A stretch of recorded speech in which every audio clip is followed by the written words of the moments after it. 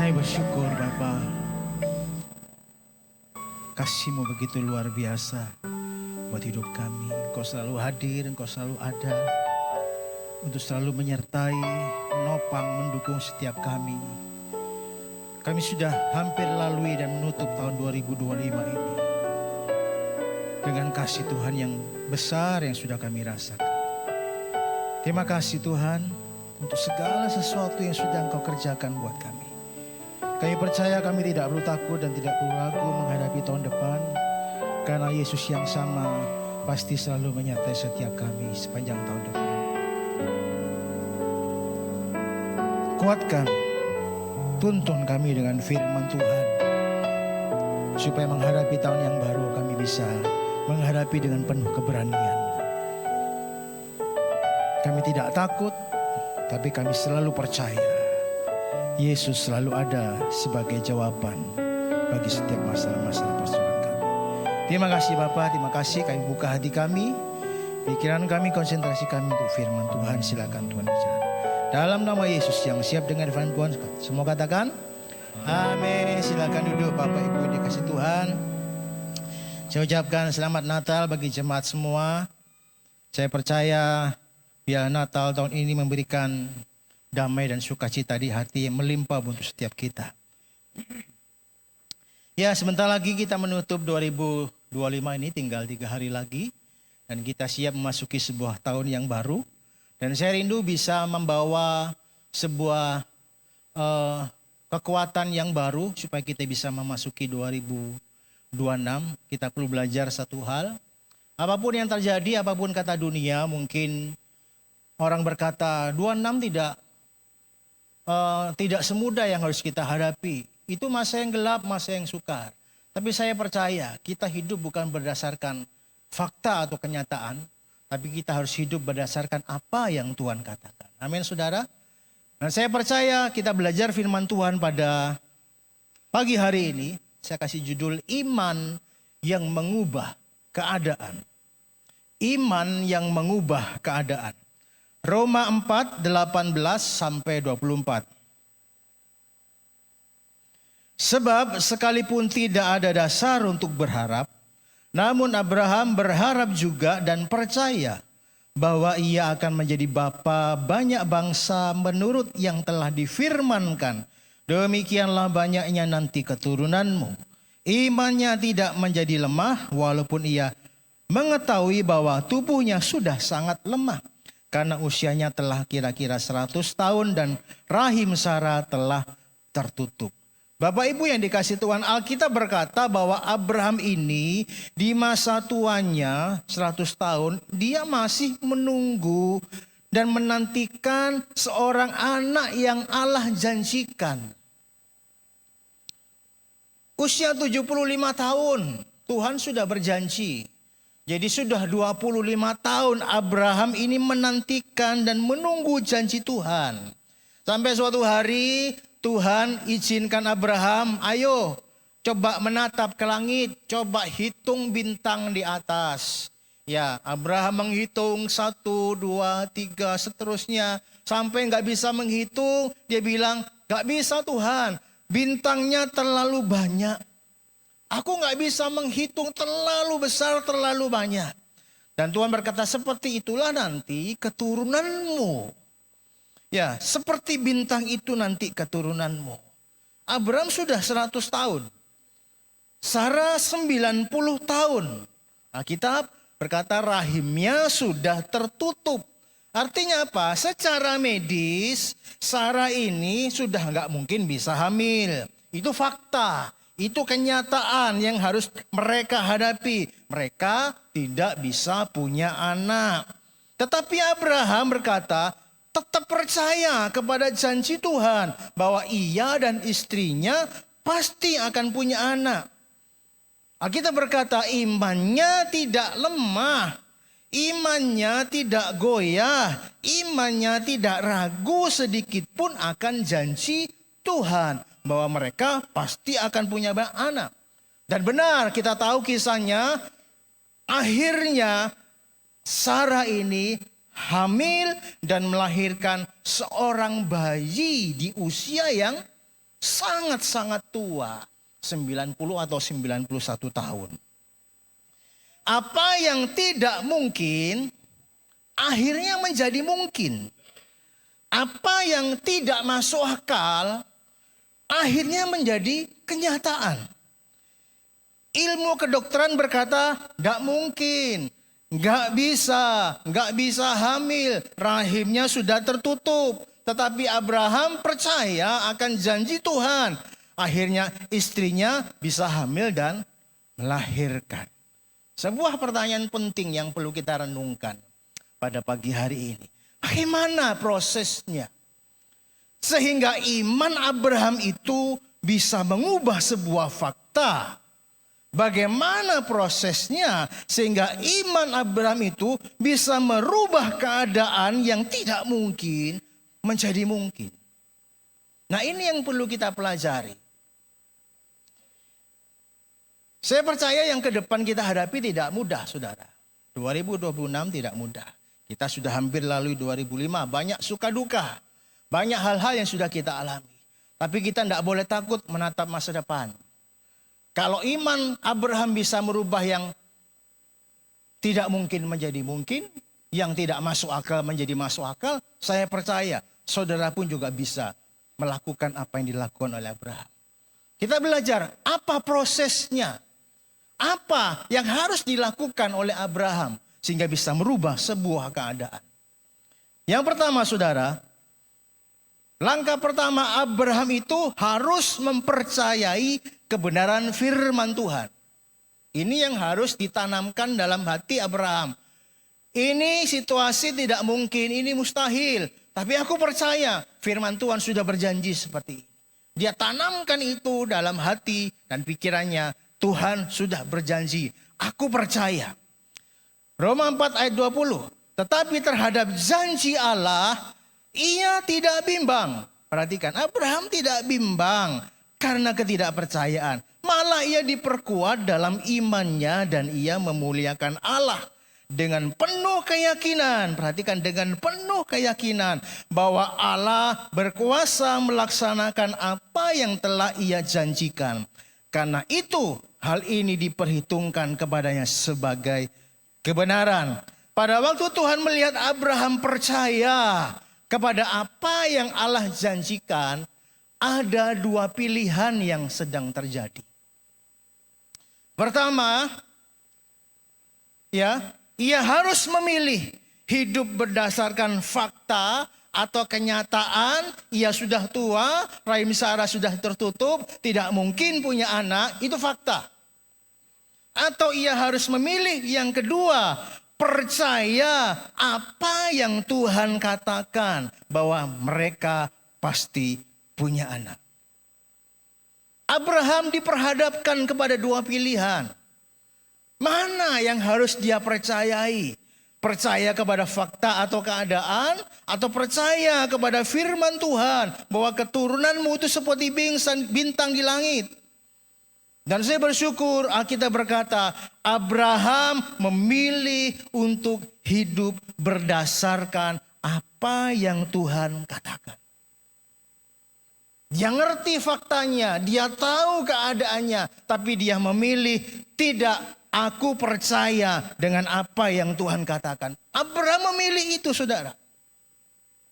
Bukankah seringkali ini yang harus kita hadapi dalam hidup ini? Kita harus menghadapi sebuah fakta, sebuah keadaan. Ya, seperti inilah faktanya. Seperti inilah keadaannya. Seringkali kita diperhadapkan kepada dua pilihan. Mau hidup berdasarkan fakta atau kenyataan, atau hidup berdasarkan firman Tuhan. Kita sudah sering kali banyak dengar firman Tuhan. Lewat khotbah di gereja, lewat media, lewat YouTube, ya, lewat renungan harian, lewat mungkin di radio, khotbah-khotbah online, apa sajalah. Pertanyaannya, pada waktu Tuhan berfirman, berbicara kepada saudara, apakah saudara mempercayai firman itu? Sekalipun yang saudara hadapi tidak sesuai dengan yang fakta yang saudara hadapi tidak sesuai dengan firman Tuhan. Ingat, dalam posisi seperti itu, saudara punya dua pilihan. Hidup berdasarkan kenyataan yang ada, atau mau hidup berdasarkan percaya dengan apa yang Tuhan katakan. Percaya kepada fakta, percaya hidup memilih berdasarkan kebenaran apa yang firman Tuhan katakan. Sekalipun fakta hidupmu berbeda jauh dari apa yang Tuhan firmankan, tetapi ketika saudara memilih hidup berdasarkan apa yang Tuhan katakan, saya percaya kuasa firman Tuhan sanggup merubah keadaan. Sanggup merubah keadaan. Sama seperti Abraham. Fakta berubah, keadaan berubah. Yang tidak mungkin menjadi mungkin. Yang mustahil menjadi tidak mustahil. Ingat kisah Yairus, Alkitab pernah menuliskan, Markus 5. Ketika Yesus masih berbicara, datanglah orang dari keluarga kepala rumah ibadat itu dan berkata, anakmu sudah mati. Apa perlunya lagi engkau menyusah-nyusahkan guru? Tetapi Yesus tidak menghiraukan perkataan mereka. Dan berkata kepada kepala rumah ibadah itu, jangan takut. Percaya saja. Jadi pada saat Tuhan Yesus sedang berjalan menuju rumah Yairus ini, karena beritanya anaknya sakit. Ya, jadi Yairus minta, ayo Tuhan Yesus ke rumah saya, doakan, anak saya sakit keras. Sementara mereka berjalan, tiba-tiba dari seberang sana muncul utusan dari rumah Yairus berkata, sudah jangan nyusahkan guru, jangan repotkan guru, anakmu sudah mati. Itu fakta, itu keadaan yang sebenarnya. Tapi Yesus berkata, percaya saja. Saya bersyukur Yairus memilih ketika dia diperhadapkan kepada dua keadaan. Percaya kepada fakta atau percaya kepada perkataan Yesus. Saya bersyukur Yairus diam. Dia tetap ikuti apa yang menjadi maunya Tuhan Yesus. Mereka berangkat. Mereka sampai ke rumah Yairus. Ya, faktanya anaknya mati. Ya, tetapi Yesus berkata percaya saja. Dan Yairus dalam ketidakmengertiannya, ia memilih untuk percaya apa yang Yesus katakan. Dan pada saat Yesus sampai di rumahnya, memang anaknya sudah mati. Tapi akhirnya Tuhan Yesus bangkitkan.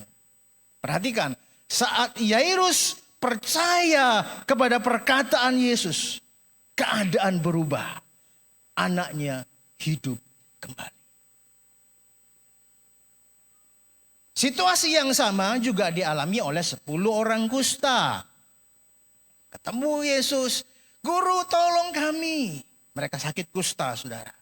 Yesus bilang begini, pergilah, perlihatkan dirimu kepada imam. Saya mau tanya sama saudara, ketika 10 orang kusta ini memutuskan untuk pergi, mereka sudah sembuh atau belum? Belum. Mereka belum sembuh, tapi mereka sudah percaya. Kenapa? Karena Yesus bilang, pergilah, perlihatkan dirimu kepada imam bahwa engkau sembuh. Jadi mereka dalam kondisi masih sakit, mereka percaya dengan apa yang dikatakan oleh Yesus. Akhirnya mereka memutuskan untuk berangkat. Dalam kondisi sakit, belum sembuh. Karena Alkitab berkata kemudian di tengah perjalanan, ya, Lukas 17 ayat 14. Lalu ia memandang mereka dan berkata, pergilah, perlihatkanlah dirimu kepada imam-imam. Dan sementara mereka di tengah jalan, mereka menjadi tahir. Mereka itu sembuhnya ketika mereka berangkat mendengar omongan Yesus dan mereka percaya. Sementara mereka melangkah di jalan, mereka sembuh. Mujizat terjadi bukan terjadi ketika mereka masih di situ. Faktanya belum berubah. Mereka masih sakit, mereka masih kusta. Keadaan tidak berubah. Tapi ketika mereka belajar mempercayai apa yang Yesus katakan, mereka berjalan dengan iman dan melangkah dengan percaya, fakta mereka berubah. Keadaan mereka berubah. Mereka sembuh dari sakit penyakitnya. Saya katakan pada pagi hari ini, kuasa firman Tuhan itu sanggup merubah keadaan saudara. Sementara saudara percaya, melangkah dengan iman, saya percaya. Apapun keadaanmu, apapun fakta keadaanmu, Yesus sanggup merubah keadaan saudara. Tapi hari ini maukah saudara percaya, hidup berdasarkan apa yang Tuhan katakan dalam firman-Nya. Ini masalahnya di sini saudara. Beranikah saudara memutuskan hidup berdasarkan apa yang Tuhan katakan? Bukan berdasarkan fakta atau keadaan. Kita tidak mengingkari fakta atau keadaan. Tapi kita percaya kepada kuasa firman Tuhan yang tidak pernah berubah.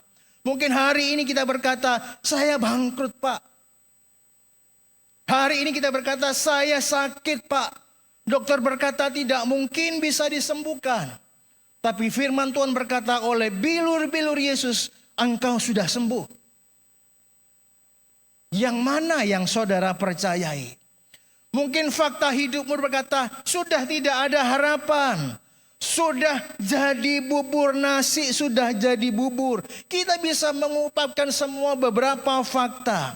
Seakan-akan saudara ingin menjelaskan bahwa ya inilah keadaan dan kenyataan hidup saya. Tetapi firman Tuhan pagi hari ini datang kepada saudara. Firman Tuhan mengatakan bahwa Yesus sanggup merubah keadaanmu. Yesus sanggup memulihkan hidupmu. Beranikah saudara berkata, ya Tuhan, aku percaya. Masalah itu ada pada kita. Pada waktu Tuhan berfirman, apakah saudara percaya kepada firman itu? Kalau saudara berserah kepada fakta, kepada keadaan dan menikmati, saudara tidak akan bisa menikmati apa-apa dari Tuhan. Tetapi ketika saudara mulai belajar, abaikan dulu kenyataanmu yang masih sakit. Abaikan fakta bahwa engkau mungkin punya bisnis rumah tangga yang mungkin tidak baik-baik saja. Tapi mulai percaya, melangkah berdasarkan firman Tuhan.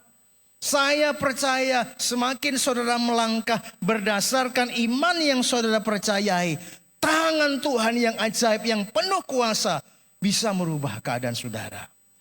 Kalau saudara tetap bisa mempercayai hidupmu kepada firman Tuhan, percaya dengan apa yang Tuhan katakan, tidak ada yang mustahil bagi orang yang percaya. Ada yang menatap 2026 dengan keraguan? Jangan pernah takut.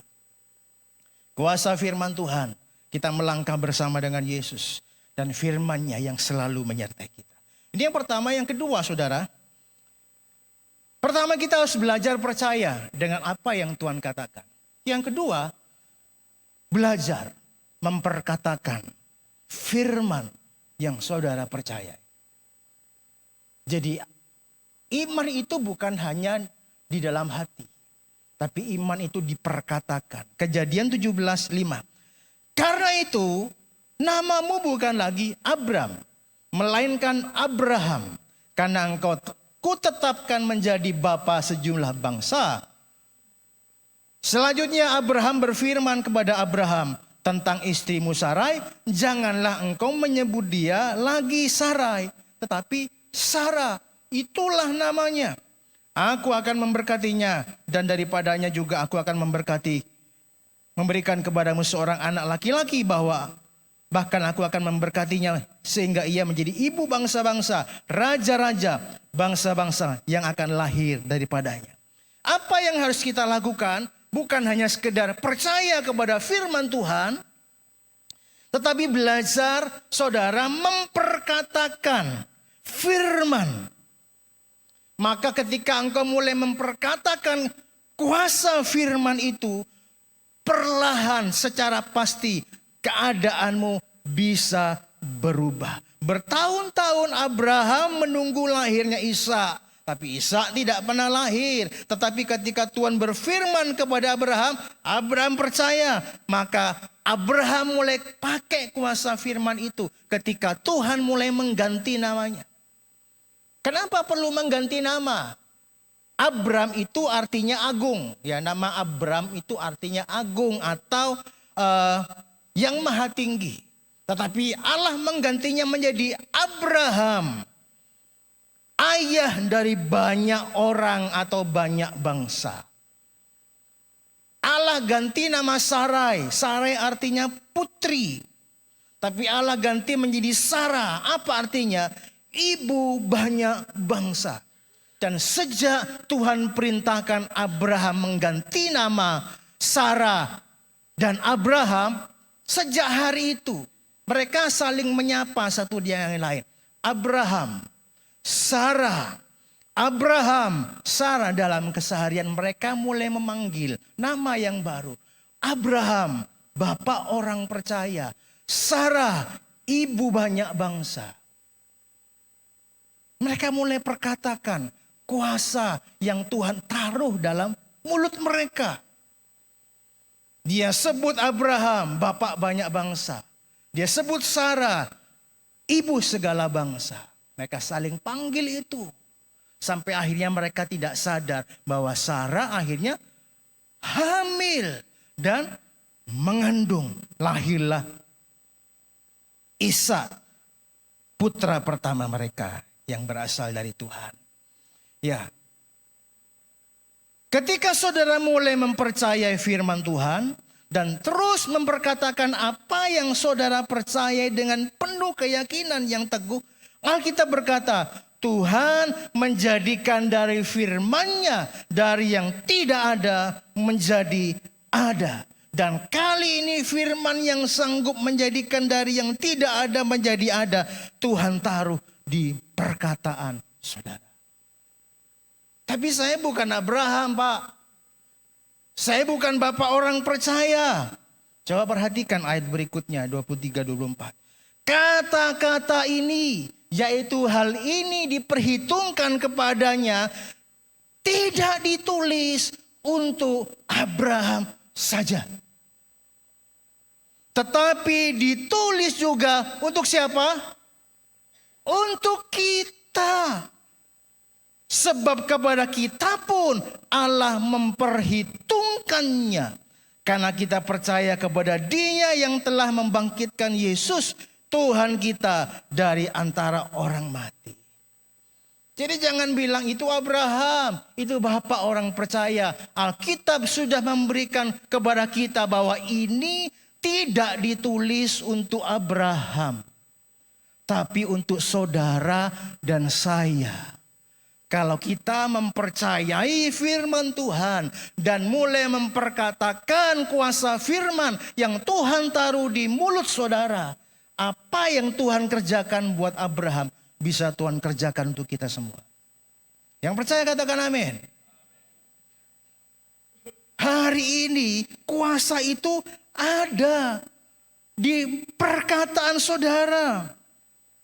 Saya percaya ketika hari ini Tuhan berfirman, saudara percaya dan Tuhan menjadikan firman itu sebagai perkataan kita. Saya percaya saudara harus siap melangkah di dalam mujizat bersama-sama dengan Tuhan.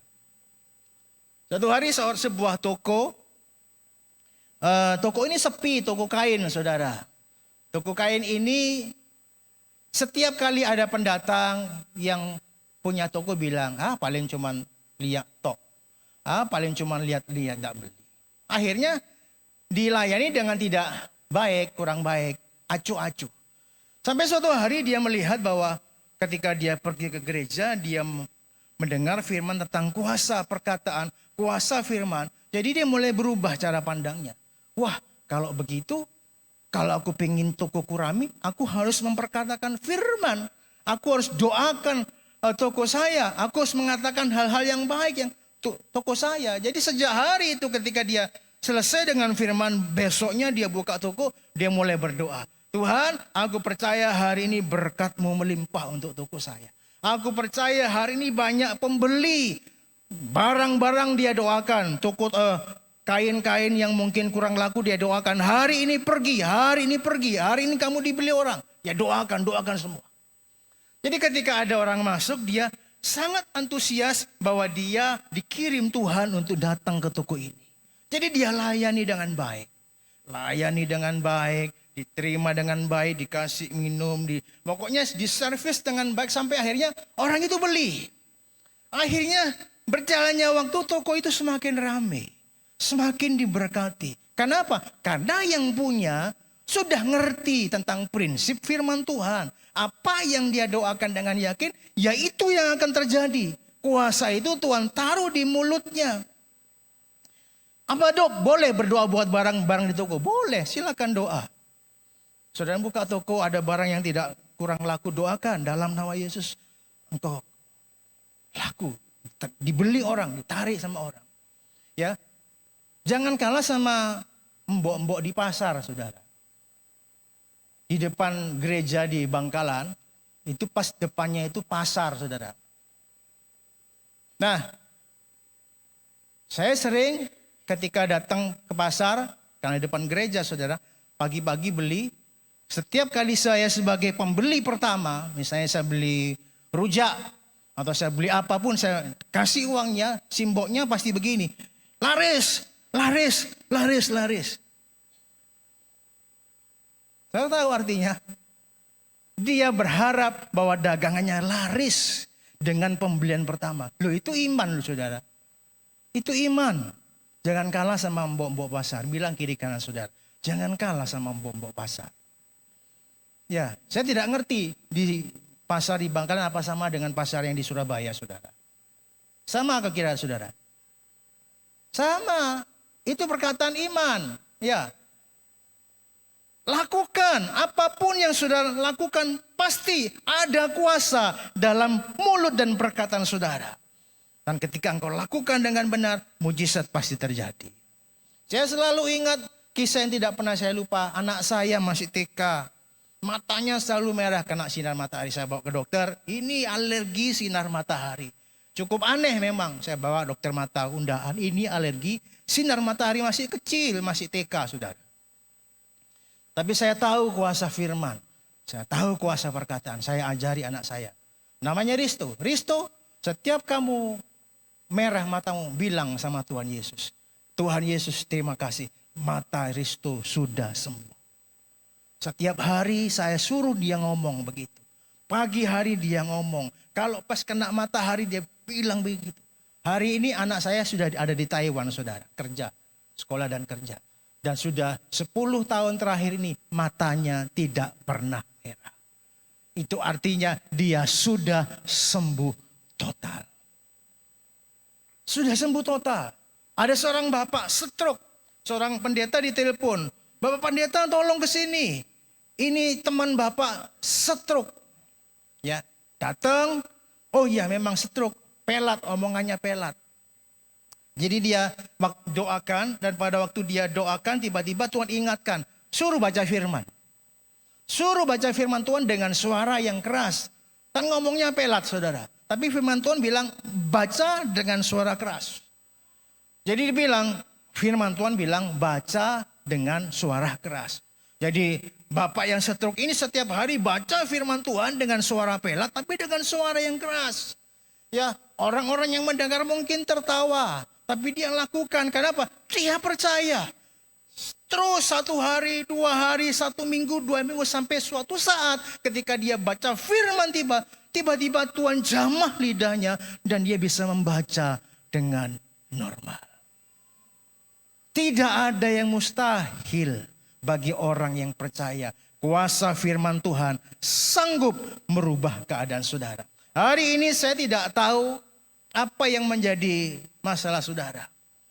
Tapi ingat, peperangan terbesar itu bukan melawan si jahat. Tetapi melawan ketidakpercayaanmu. Ketidakyakinanmu. Itu lawan terberat. Tapi saya tegaskan pada pagi hari ini waktunya saudara melangkah ke depan dengan penuh keyakinan. Saya percaya gunakan kuasa firman Tuhan untuk bisa merubah keadaan saudara. Saya percaya 2026 menjadi tahun yang penuh dengan berkat dan rahmat Tuhan yang luar biasa. Amin saudara. Siap melangkah dengan mujizat. Jangan takut apa kata dunia. Jangan takut apa kata pakar ekonomi. Tahun yang berat, tahun yang sulit. Saya tahu itu fakta.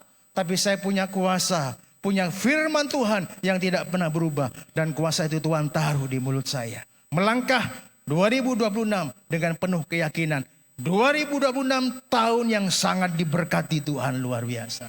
Tuhan Yesus memberkati kita pagi hari ini.